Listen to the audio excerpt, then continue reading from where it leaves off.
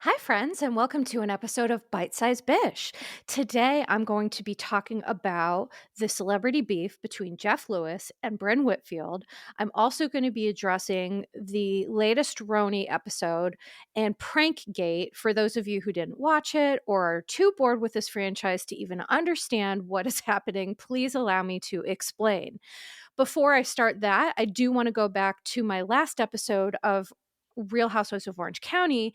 I incorrectly talked about Shannon from a perspective of inpatient drug and alcohol treatment. I've worked in an inpatient drug and alcohol treatment, and my toxic trait is that when I hear people talking about getting treatment, my brain goes to inpatient because I spent years of my career in that. But thank you to listener Steve and the other listeners who very lovingly pointed out that Shannon did not go to inpatient treatment. So everything I said about that is accurate, but not when it comes to Shannon. So what Shannon actually did was outpatient treatment, and I'm not sure if it was outpatient treatment or intensive outpatient treatment. Outpatient treatment for drug and alcohol use can be once a week, individual group therapy. It may include drug screens, it may not. Outpatient therapy is the lowest level of care, and inpatient therapy is the highest level of care. And then in between, there's something called intensive outpatient therapy, which I believe Shannon said that that's what she participated in. But an intensive outpatient is somewhere between outpatient and inpatient, where you may go 3 to 4 days a week. It's group, it's individual. There are pop-up drug screens. And let me be clear, alcohol stays in the blood if you're doing a blood screen for 12 hours. Alcohol stays in urine. There's different tests. One test, 3 to 5 days, and there's another test up to 10 days. You can find alcohol in the urine, and alcohol you can find in hair up to 90 days. So I just wanted to say thank you so much for letting me know. One thing I love the most about this community is you are all so sweet and loving, and you are supportive and let me know, sometimes I misspeak on things, and I just really appreciate it because I don't want to misspeak. And in fact, that leads me to remember that I had talked about on an episode of Salt Lake City, I talked about Jeffrey Dahmer committing crimes outside of Milwaukee, which that was not true. I was thinking about John Wayne Gacy, who committed a lot of his crimes in the Chicagoland area. And I got my serial killers mixed up because brain fog and why do I know so much about serial killers? People really seem to love that episode of Real Housewives of Orange County. So if you haven't checked that out, please do. But today, what I'm going to be talking about is this whole RHONY reboot. Is it jumping the shark? I'm going to explain what's happening and why people feel that way because, for me, I get access to thousands of people on my social media, hundreds of opinions and thoughts, and the people have spoken that they are not happy with this new kind of prank gate that's happening with RHONY. So let me explain what we have here. By the way, Bravo, what I'm about to describe, Bravo used this to promote the season. Okay. And I say that because it irritates me. It irritates me that it seems like Bravo were aware that this was a prank and used it to promote anyway, which just feels the audience feels tricked and, people really haven't liked it. So at the top of the episode, we see the ladies discussing a rumor that Rebecca Minkoff was pregnant from an extramarital affair.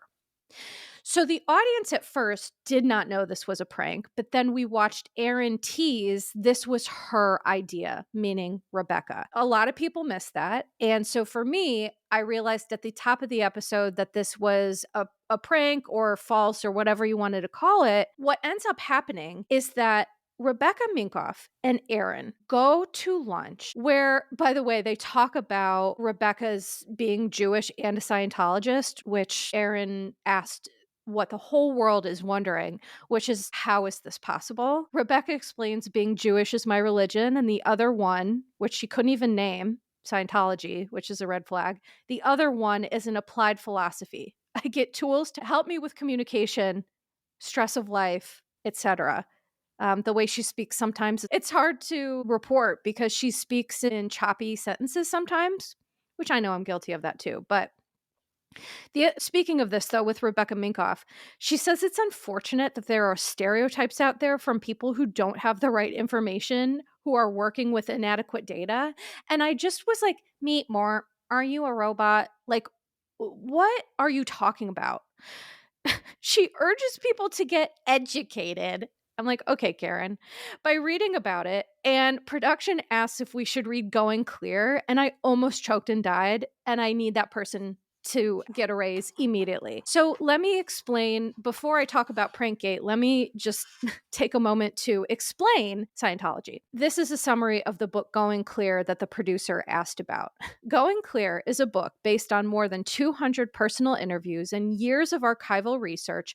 Pulitzer Prize winning author Lawrence Wright's Going Clear, Scientology, Hollywood, and the Prison of Belief provides an in-depth probe of the inner workings of the Church of Scientology. The dark and harmful underbelly of Scientology has been well documented, and I don't think it should be whitewashed, but, you know, people who are in organizations that have dark underbellies don't often like to admit that or talk about it because it doesn't make them look good. To me, huge red flag. If you can't even mutter the word Scientology while discussing the topic, not only is it a red flag, but it's just like, so you're going to promote this, whatever it is, business, religion, some people say cult, you're going to promote this as some sort of helpful part of your belief system, but you can't even say the name of it. So that's just pretty odd. At that same lunch, I assume we are going to see next episode, which is to be continued. They didn't show Rebecca and Aaron talking about this yet. They just showed this encounter that I just mentioned about Scientology and talking about that. But apparently, while they were at lunch, they decided to prank what are we, 12? To prank the girls talking about false rumors that Rebecca is pregnant with another man's child through an extramarital affair. We watch Aaron plant this fake gossip at lunch with Brynn and Jessel, who were all too happy to just unhinge their jaw and take the juicy bait. Also, we watched Brynn flat out lie to Jessel about what Jenna said in an effort to stir that pot.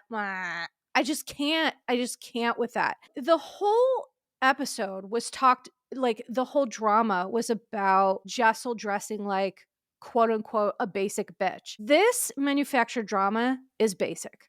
This is basic. This is immature. This is, in my opinion, jumping the shark. We don't want this. I understand that these women had to fill some big shoes of OGs, and RHONY, the first iteration, is touted by many as one of the greatest franchises of all time. So I understand that these women feel the need to make fetch happen, right? They're trying to make themselves happen. And I get that. You know, there's part of me that wants to support it. And then there's part of me that's like, what I think is really gross about this whole prank thing is we see Jessel desperately wanting to have another child, but she can't. She is unable to have children without the use of IVF. And also her husband, Pavitt, has not been interested in having another child. We also see Uba in this episode having major menstrual cramping and pain, which is so common with women. And please always go to the doctor. And if a doctor gaslights you, please go to another doctor, because women live with such pain, with reproductive pain, and it's just not okay. But so then we see Uba kind of whisper because she's so worried. She's like desperately wants to have children with Oliver, and she's so afraid that whatever's going on with her reproductive system may not result in that goal. And so as someone I've lost my ability to have children after ovarian cancer, and you know, it's a sensitive topic. And I do think that it's too sensitive a topic, especially with people in your cast who are having some reproductive challenges. It's not funny. It's gross. It's strange. And it just feels really icky. And a lot of people on my Instagram have agreed. I've gotten hundreds of comments about how they are pissed about this. And it's interesting because the day that this RHONY episode with this prank pregnancy, Erin announces that she is pregnant with her fourth child. So clearly she and Abe have made up. But in my opinion, hopefully they are working on real repair, because people tend to think that like an engagement or children will solidify a relationship, but in fact, they do nothing but increase stress for a multitude of reasons. I mean, Abe and Aaron were just fighting about financial stuff, and having 4 children in New York City is incredibly straining on financial resources. So, going back to this prank, okay, Jeff Lewis goes on Watch What Happens Live following the episode with Cy Silva, by the way. And Jeff does what he does, which is goes off. Also, Jeff loves to go off on women. It was interesting watching Andy and Jeff's dynamic. It was almost like, for me, Andy was co-signing Jeff's messiness because there are personal reasons for that, I believe. Jeff Lewis Live is on Radio Andy, Andy's radio channel on Sirius XM. They were trying to build out Jeff's show, and then some drama happened and some things changed. And so I guess my point is that Jeff and Andy had this interesting banter. Oh, I know they're friends and they've been friends for a really long time. Andy used to not let anybody go on Jeff Lewis's show because this sort of stuff would happen. And so, for people who don't remember this, I've listened to Jeff Lewis for a long time, and I can tell you is that Bravo used to ban housewives from going on his show for these reasons, because now every Housewives franchise, Jeff Lewis's name has been all over it. And I was wondering how Andy felt about that, but it was clear to me watching Watch What Happens Live that Andy, he has a vested interest in his channel, Radio Andy. He has a vested interest in Jeff Lewis being the center of controversy for Housewives, which Andy also has many vested interests in. So I do just want to note that I do feel like there's some underlying stuff here that all of a sudden now all these Bravo labs are able to go on Jeff's show. And not only do they go on it, they talk about things, and then that stuff is brought to the real show. And it's kind of driving fans crazy, myself included, because I just loved the show when social media wasn't the hugest factor. I understand it's always going to be involved, but to this level, I mean, it just adds another messy layer. So anyway, Jeff Lewis goes on Watch What Happens Live and says the prank rumor was self-producing. I happen to agree with him that these women are trying too hard, and I believe they're alienating fans as a result. The major beef is when Jeff Lewis, at the end of Watch What Happens Live, Andy does Mazel of the Day and Jackhole of the Day, or Jackhole of the Week, I think. Jeff Lewis calls Brynn out, naming her Jackhole of the Week, due to her overtly over-sexualized behaviors. And then he fired more shots, claiming he feels her behaviors towards Jenna are disrespectful to Jenna's wife. And reading between the lines, because, Jeff says things harshly, but there's an even harsher read between the lines, subverse text to what he's saying, in my opinion.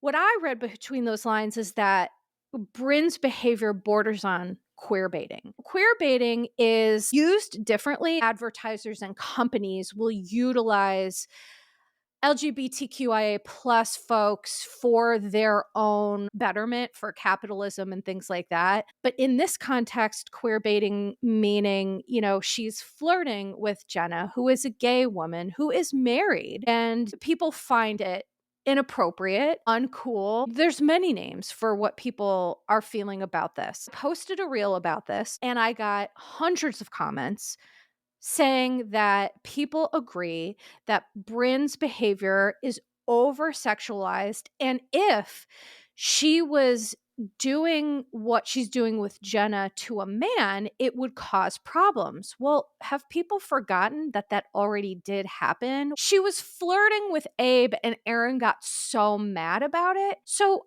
people have a right to be irritated because Brynn did flirt or had a flirtatious discussion with Abe. Aaron was not happy about this in season 1.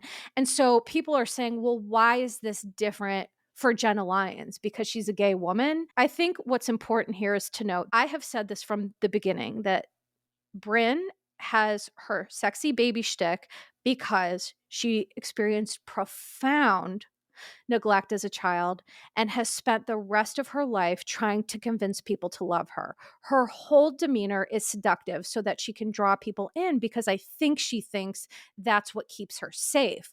But what happens is when we move from a place of trauma, unhealed trauma, which I do believe Brynn's trauma is unhealed. She doesn't want to deal with it. She's avoidant, and I understand. As someone who has crawled through the gut-wrenching pain of healing from trauma, it is, it's hard, it's painful, it's work. I understand why people aren't ready for that, and I wasn't ready for it until I was sick of the pain. So I think that unfortunately, when we move from a place of trauma, we actually end up self-creating our own worry. So Brynn is worried that people aren't going to love her, but people loved Brynn season 1. And now because of this shtick, people are really turned off. And so the thing that she feels keeps her safe actually alienates people. And that's trauma in a nutshell. If I'm being honest. So I would love to know your thoughts on this. Do you agree with Jeff? Do you like RHONY? Do you not like RHONY? What are you thinking? So head on over to your Bish therapist. There are plenty of threads there about this, and let me know your thoughts. A couple other things I just wanted to say. The only thing I have to say that I am really enjoying about this season that does deserve its own little mention is the Aaron and Abe and Raquel and Mel foursome dinner, where Mel explains that she initially thought she and Abe wouldn't have much in common, really kindly citing like ideological differences, which I'm guessing means political. Then Mel says, I came to learn that Abe has lesbian sensibilities, and it sent me, oh my God. I cackled so hard. And what I love is that they start. So Abe talks about, I just said Gabe, I just gave myself away. Abe talks about questioning his sexual orientation in college, which is super brave for men because there is still such stigma about being gay as a man, believe it or not, in this world. And so we watch Abe open up and be vulnerable in a way that was so endearing. And then we watch the group discuss sexual fluidity, which yay, because again, I'm going to be talking about this a lot when Real Housewives of Beverly Hills come back, because people do not understand the nature of sexual fluidity. People think it's black or white, and that is absolutely not the case. But Raquel continues to give vulnerability, sharing her coming out story. I adore Raquel and Mel so much. The reason why I said Gabe was they were jokingly calling him Gabe, like gay Abe, and everyone laughed, and it was just a lovely moment. And a heartwarming connection that I just never expected. And if I'm being honest, I think RHONY could be great if we had more Raquel, more Mel. Let's see some of their friends. Jenna Lyons, have Brynn take a little pause. Rebecca Minkoff absolutely needs to go. She brings nothing other than this stupid prank drama. I think we could have a real wonderful cast, but that's just my opinion. So that's going to be it for me today. I hope you've all enjoyed this. Please do not forget to follow Your Bish Therapist podcast. New episodes are coming out every Tuesday. To please follow me at Your Bish Therapist on Instagram, TikTok, Facebook, and YouTube. And please give the podcast a 5-star review. Thank you so much for listening. Please take care of yourselves and each other, and ta-ta for now. Disclaimer. Posts are not intended to diagnose, treat, or provide medical advice. Your Bish Therapist is for entertainment and informational purposes only.